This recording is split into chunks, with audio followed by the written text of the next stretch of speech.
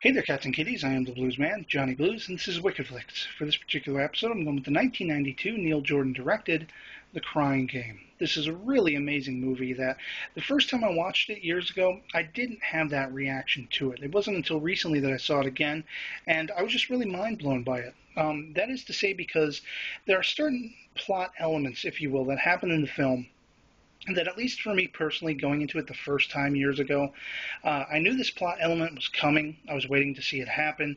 And, I was kind of left, because I wasn't focusing on the story and the characters, a little unimpressed by the end of it. But after having watched it again recently and having that in the back of my head, being able to focus on the characters and the story, I realized just how well plotted and how well crafted the film was overall.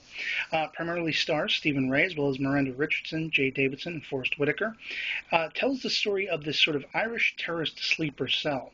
They end up kidnapping a member of the opposition because the opposition has one of their men, and they hold this cat out in the middle of the woods in a cabin.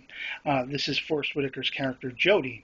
Now, as it happens, one of the terrorists, Stephen Rea's character, Fergus, is much more compassionate than the rest of them. He ends up forming a connection with Jody, and they converse. He gives him food. He helps him breathe by taking the mask off and so forth. And he doesn't want to have to kill this guy. Now, when they find out that their man by the opposition has been killed, the order, of course, comes down that they have to kill Jody. So, knowing this, there was a conversation that they have where Jody asks Fergus to go look after his girlfriend once the deed is done. And, long story short, once the deed is done, Fergus ends up getting away, and most of the sleeper cell is killed by the opposition. And he ends up, after going into hiding for some time, going after the girlfriend and looking after her like, he promised.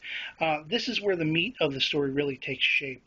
Basically it's him trying to figure out this relationship with this girl. He's kind of motivated by guilt, but he ends up falling for her.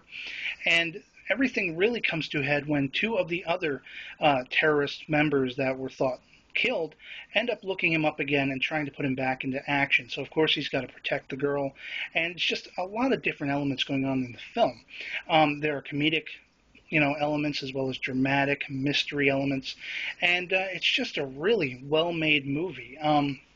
I can't say enough good things about it. As I said, I didn't have that impression of it the first time I watched it, but I would really love to hear, your thoughts on it. If you've seen it before, if you were as impressed with it as I was.